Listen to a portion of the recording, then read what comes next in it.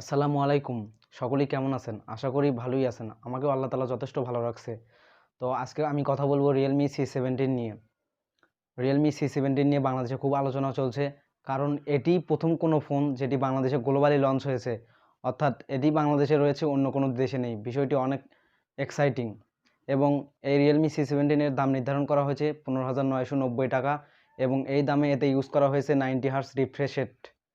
এই বিষয়টিও অনেক এক্সাইটিং। Realme C17 আমি অনেক দিন থেকে ইউজ করতেছি এবং ইউজ করার কারণে আমার যে অভিজ্ঞতা হয়েছে এবং ৳১৫,৯৯০ ফোনটি আপনার জন্য কতটুকু অ্যাপ্রোপ্রিয়েট হবে সমস্ত কিছুই এই ভিডিওতে জানানোর চেষ্টা করব। আর আপনি যদি আমার এই চ্যানেলে নতুন হয়ে থাকেন তাহলে hit the subscribe button and press the bell icon for more update. শুরুতেই ফোনটির স্পেসিফিকেশনগুলো বলে নেই এবং পরে আসবো বিস্তারিত। তো এই ফোনে ইউজ করা হয়েছে 5000 এমপিআর ব্যাটারি এবং এতে প্রসেসর হিসেবে আছে স্ন্যাপড্রাগন 460। এতে ইউজ করা হচ্ছে 6GB র্যাম এবং 128GB রোম। তো এই হচ্ছে ফোনটির ওভারভিউ। চলুন এবার বিস্তারিত আলোচনায় আসি। প্রথমেই আসি ফোনটির ডিজাইন অ্যান্ড বিল ম্যাটেরিয়ালে। ফোনটি প্লাস্টিক বডির একটি ফোন। প্লাস্টিকটি একটু গ্লসি টাইপের। এখানে কালারের কিছু গ্রেডিয়েন্ট আছে এবং আমার হাতে যে কালারটি আছে সেটি লেক গ্রিন এবং এটির অপর আরেকটি কালার আছে সেটি নেভি ব্লু। দুইটা কালারই অনেক সুন্দর। এটাতে 5000 মিলিঅ্যাম্পিয়ারের ব্যাটারি ইউজ করার কারণে একটু মোটা হয়েছে, তবে ফোনটি খুব একটা হেভি না এবং এটার ওয়েট ডিস্ট্রিবিউশন ঠিকঠাক করা হয়েছে, যার কারণে হাতে নিয়ে একটা প্রিমিয়াম ফিল পাওয়া যায়। যেহেতু ফোনটি প্লাস্টিক বডির এবং ফোনটি ফিঙ্গারপ্রিন্ট ম্যাগনেট, যার ফলে স্ক্র্যাচ পড়ার একটা পসিবিলিটি আছে। বক্সে থাকা ব্যাক কাভারটি ইউজের পরামর্শ থাকলো। আর এর পিছনে ফিঙ্গারপ্রিন্ট স্ক্যানারের পজিশনটা ঠিকঠাক আছে এবং এটা যথেষ্ট ফাস্ট। বাটন এবং পোর্টগুলো একদমই ইউজুয়াল। এতে ট্রিপল স্লট আছে। দুইটি ন্যানো সিমের সাথে একটি ডেডিকেটেড এসডি কার্ড ইউজের সুবিধা পাবেন। বিষয়টি অনেক ইন্টারেস্টিং। তাছাড়া এতে type C port, audio jack এবং প্রাইমারি স্পিকার তো থাকছেই। ফোনটির বডিতে কোথাও নোটিফিকেশন লাইট নেই। এবার আসি ফোনটির ডিসপ্লেতে। এতে ইউজ করা হয়েছে 6.5 ইঞ্চ আইপিএস প্যানেল এবং ডিসপ্লের চারপাশের বেজেলগুলো মোটামুটি ন্যারো, তবে নিচের দিকে একটু চিন লক্ষ্য করবেন। এই ফোনের ডিসপ্লেটি হলো 90 হার্টজ রিফ্রেশ রেট। এই 90 হার্টজ প্যানেল এর কারণে বেশ স্মুথ এক্সপিরিয়েন্স পাবেন। ফোনটি যখন চালাবেন কিংবা সোশ্যাল মিডিয়ায় স্ক্রল করবেন তখন বেশ স্মুথ একটা এক্সপিরিয়েন্স পাবেন, which is really good thing.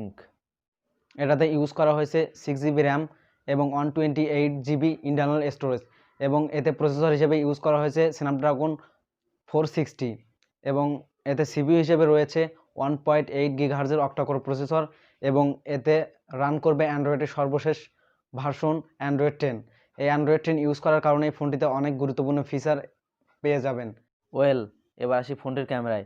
এর পিছনে ইউজ করা হয়েছে 13 মেগাপিক্সেলের কোয়াড ক্যামেরা সেটআপ, যার প্রাইমারি ক্যামেরাটি হলো 13 মেগাপিক্সেলের, অপরটি রয়েছে 8 মেগাপিক্সেলের আলট্রা ওয়াইড স্মুথ শুটার, 2 মেগাপিক্সেলের একটি ম্যাক্রো লেন্স এবং অপরটি 2 মেগাপিক্সেলের ডেপথ সেন্সর।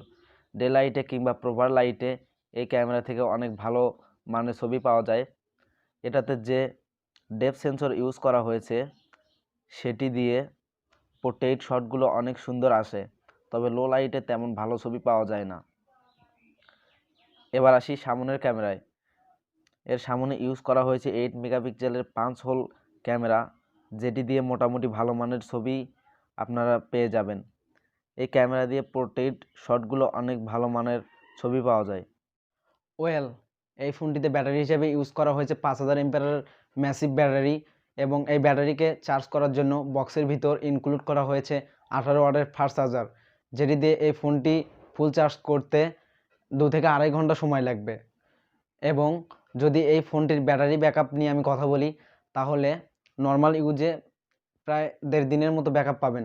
আর আপনি যদি হেভি ইউজ করেন তাহলে প্রায় 24 ঘন্টার মতো ব্যাটারি ব্যাকআপ পাবেন উইদাউট এনি ইস্যু। এবার আসি গেমিং পারফরমেন্সে। ফোনটি দিয়ে প্রায় সকল ধরনের গেমই খেলতে পারবেন। 90 হার্টজ প্যানেল থাকার কারণে অনেক স্মুথ এক্সপিরিয়েন্স পাবেন। ফোনটি দিয়ে PUBG, free fire, call of ডিউটির মতো বড় বড় গেমগুলো অনায়াসে খেলতে পারবেন। তবে ফোনটি থেকে হাই পারফরমেন্স পাবেন না, কারণ এটাতে কিন্তু গেমিং প্রসেসর ইউজ করা হয়নি। তবে মোটামুটি সকল ধরনের গেমই খেলতে পারবেন অনায়াসে। এবার চলে আসি ফাইনাল ক্যালকুলেশনে। ফোনটির কোন কোন বিষয়গুলো ভালো লেগেছে এবং কোন কোন বিষয়গুলি ভালো লাগেনি সেই বিষয়টি আমি সংক্ষেপে জানানোর চেষ্টা করব। প্রথমত ফোনটির ডিজাইনটা অনেক ভালো লাগছে এবং ফোনটির 5000 এমপিআরের ম্যাসিভ ব্যাটারি, এই বিষয়টি অনেক ভালো লাগছে। এতে ইউজ করা হয়েছে 90 হার্জ রিফ্রেশ রেট, এই বিষয়টি অনেক ভালো লাগছে। খারাপ লাগার মতো এই ফোনটিতে দুইটি বিষয় রয়েছে। একটি হলো এই ফোনটিতে আইআর ব্লাস্টার ইউজ করা হয়নি এবং অপরটি হলো এই ফোনটির কোথাও কোনো নোটিফিকেশন লাইট নেই। এই দুটি বিষয় ছাড়া প্রায় সমস্ত কিছুই এই ফোনটিতে রয়েছে। ভিডিওটি থেকে যদি আপনার এতটুকু উপকার হয় তাহলে অবশ্যই লাইক অ্যান্ড শেয়ার করবেন বন্ধুদের মাঝে, আর কমেন্ট করে জানাবেন কেমন লাগলো। আর আপনি আমার এই চ্যানেলে যদি নতুন হয়ে থাকেন তাহলে অবশ্যই সাবস্ক্রাইব করবেন, আর আপনি আমার এই চ্যানেলে যদি অলরেডি সাবস্ক্রাইব করে থাকেন তাহলে আপনাকে অসংখ্য ধন্যবাদ। ভালো থাকবেন, সুস্থ থাকবেন, আর সবশেষে থ্যাঙ্কস ফর ওয়াচিং।